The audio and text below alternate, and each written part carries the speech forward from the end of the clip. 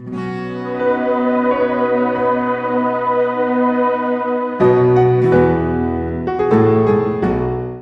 will move to this side of the mic. My name is Shah. I'm a psychology student. Okay, previously, Doctor mentioned that Allah is God, and not just for the Muslims, but also for the non Muslims, for the blacks, for the whites, as Doctor quoted earlier. So, okay, I can accept that Allah is God for everybody. But there was an incident a few years ago on this date called September 11, when there were two towers. I would presume that they were of the Christian faith, these American citizens. And these two towers were knocked down by an aeroplane which was hijacked and controlled by, from what I have heard, controlled by Muslims. So, in that sense, what I see is that the brother is killing the brother. And I just want to know what Doctor has to say about that.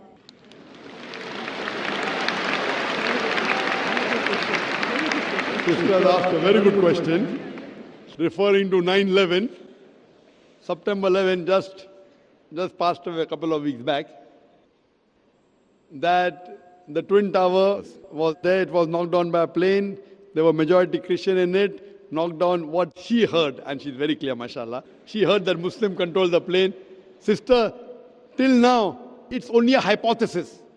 It's a hypothesis that Muslims were there. It was 19 Arabs who hijacked the plane and they banged on the Twin Towers. According to 75 scientists, American, all of them Christian, according to 75 American scientists and professors, if you have seen the documentary Loose Change is a documentary made by a young American. He takes interviews, and these 75 scientists and professors say that we cannot ever believe that 19 Arabs can hijack a plane and knock into the Twin Towers. It is an inside job done by the White House. White House, you know White House?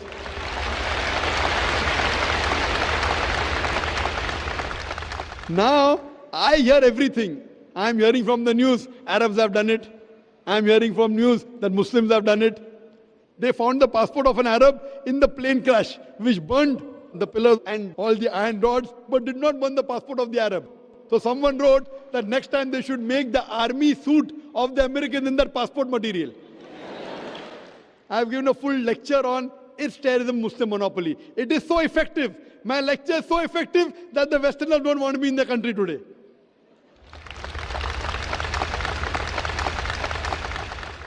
My lecture is so effective, so logical. These people, these Americans, I'm quoting, I'm only giving you statistics, that they had an interview with the person who made the Twin Towers. He said that it's impossible that the fuel of the plane can melt the Twin Tower. And if you see the photograph, it was the Twin Tower came in stages as though there were bombs planted in advance. There are many hypotheses. For example, there's a boy who's speaking on the mobile. Mother, I am Mark Binham. I am Mark Binham speaking. Point to be noted, at that time in 9/11, 2001, more than 10 years back, mobile could not reach that level. Point number one. Point number two, when a son speaks to the mother, why will he say Mark Binham? When I will speak to my mother, I'll say Zakir. I'll not say I'm Zakir Naik speaking. When I speak to my mother, I'll say I'm Zakir. I'll not say Zakir Naik. So what you realize, they are trying to make a story and blame. And that person on the mobile told the mother that it was Muslims. So all these documentaries you see, Loose Chain, Fahrenheit, many documentaries. If you ask me who did it, I would say I don't know.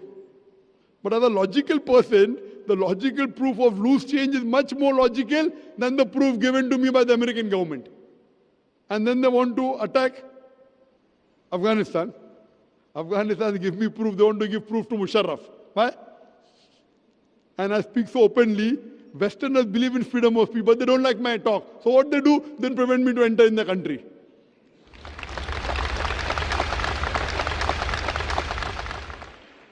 I'm telling you, let's have a dialogue.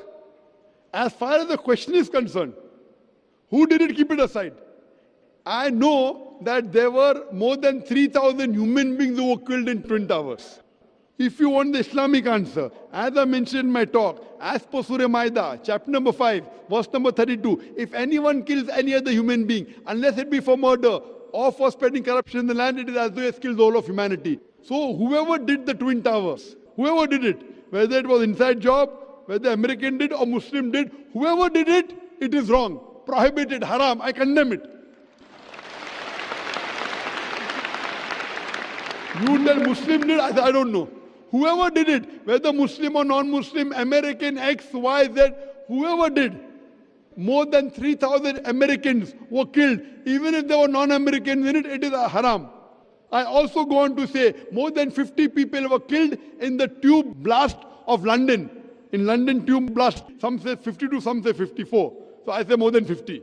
When more than 50 people were killed, I condemn it. In Bombay, where there were train bomb blast in 2006, more than 180 people were killed. I condemn it. But I don't put a full stop there. I also say that I condemn the thousands of innocent people killed in Afghanistan, in Palestine, in Iraq.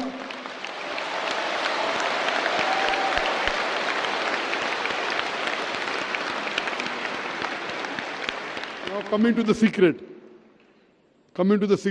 No, I condemn 3,000 Americans killed. Everyone is happy. I condemn more than 50 people killed in London tube blast. Everyone is happy. I condemn more than 180 people killed in Bombay. Everyone is happy. But when I say I condemn the thousands of innocent people killed in Afghanistan, in Iraq and Palestine, the Home Secretary of UK doesn't like it, so she bans me. Freedom of speech. When you want to criticize the Prophet of Islam, Muhammad Sallallahu Alaihi Wasallam, freedom of speech. And I said I condemn the innocent people killed in Afghanistan. No, I'm careful, because I'm a debater. Because if I say thousands of people killed, they say, oh, Zakir is supporting terrorists in Afghanistan. So I'm going out of my way to say thousands of innocent people killed in Afghanistan. They may be terrorists, Allahu Alam, I don't know. So I'm so careful. When I said America, I didn't say innocent American. As any American you kill, I condemn. In the Twin Towers, in the London bomb blast, in the Bombay bomb blast. But in Afghanistan, I said innocent, so it doesn't go down the throat. You know why? Because Zakir gets large audiences, no? Today the media wants to malign Islam, but if they have a person who's clarifying the picture of Islam, they want to ban him. Let's have a dialogue, come to common terms. So as far as killing innocent people, sister, whoever did it is to be condemned. But don't follow the media. The media today is the most powerful weapon in the world. It can convert black into white, can convert day into night, hero into a villain, villain into a hero. That's why I said, Doctor, from what I have heard. I agree, your question was very good. I'm not sure. You're not sure. I'm not sure. Yes, I don't think anybody. I thank you. You're not like the American. Very good. And neither are you like the. Thank you. Neither are you like the Home Secretary of UK. Your question was very clear, and my answer is clear. Whoever did it, it is wrong, killing any innocent people. And just one more I like to give an incident. When I gave a talk in Bombay on is terror in the Muslim monopoly, I gave a talk. After the train bomb blast, the police of Bombay told me, Zakir, you're popular among the Muslims, why don't you give a talk? And the Muslims said, oh, only Zakir is truthful, he can talk to the police. So I was on the edge of the sword. Both are telling me to give a talk. Bakra mil gaya.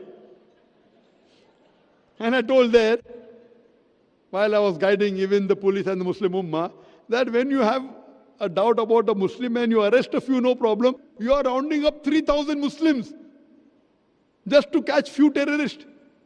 Whether you catch those 5-10 terrorists or not, you are creating another 100 terrorists. If you really have doubt and proof regarding few Muslims, catch, we will cooperate with you. But in mass, you are catching Muslim youngsters. And few years back, before 2006, in the early part of 2000, there was a genocide, a massacre of the Muslims in Gujarat. Thousands of Muslims were killed, thousands of Muslim women were raped, and in retaliation, that's what the media says, inverted commas, retaliation, there was bomb blast in Bombay. So one Hindu gets up and tells me, Dr. Zakir Naik, if I would have been in the place of a Muslim, and if thousands of Muslims were killed, and if my mother was raped, I would do the same thing what the Muslims have done here. And the people started to clap. I said, brother, what you're behaving is like a normal human being, emotional. I agree with you, normal. But I as a Muslim cannot do that. Because my religion does not permit me to do that. My religion does not permit me to kill a single innocent human being. Even if some Hindus in Gujarat have killed Muslims, it does not give me permission to kill an innocent Hindu living in Bombay. I cannot do it. I know you're emotional, even I have emotion, but I cannot follow my emotion because my Quran does not permit me. It does not permit me. If I catch the culprit in Gujarat and give him to the law and punish him, no problem. But retaliating by killing an innocent human being in Bombay, imagine the family of that person, innocent person who's killed, will 100% always be enemy of Islam. I'm here to spread peace. So in Islam, you cannot get emotional and go against the law of the Creator.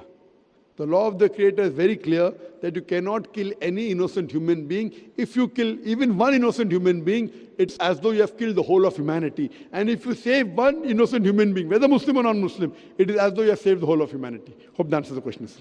Thank you, Doctor. Thank you. The story is a story about two creatures, Adam and Iblis. The dominant opinion is that he was a jinn, but he was allowed into the court of the angels, this angelic court. Now, these angels were told by God to bow down to Adam. And that sujood is not a prostration. It's not actually putting your head on the ground. It was a type of ta'zeem, which was more like an inhina. It was bowing. So Iblis is told to bow down. All of them did it, except Iblis.